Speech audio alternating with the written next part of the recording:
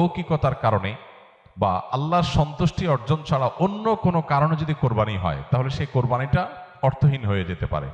কোরবানিটার সওয়াব পাওয়া থেকে আমরা বঞ্চিত হতে পারি। আল্লাহর কাছে এর কোনো বিনিময় আমাদের নাও থাকতে পারে যদি আমাদের ইখলাস না থাকে।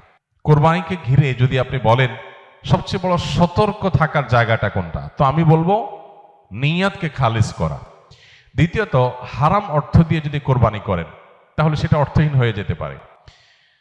তৃতীয়ত যে বিষয়টা আমাদের খেয়াল করা দরকার সেটা হলো কোরবানির পশুর জবাই করে তার গোশত খাওয়া আল্লাহ তাআলা আমাদের জন্য হালাল করেছেন, কিন্তু এর মানে এই না যে পশুর প্রতি কোনো অমানবিক আচরণ করা যাবে। পশুর প্রতি অমানবিক আচরণ করলেও কোরবানি অর্থহীন হয়ে যেতে পারে।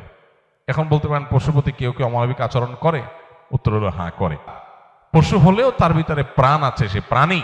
সো প্রাণী হিসাবে তাকে যতটুকু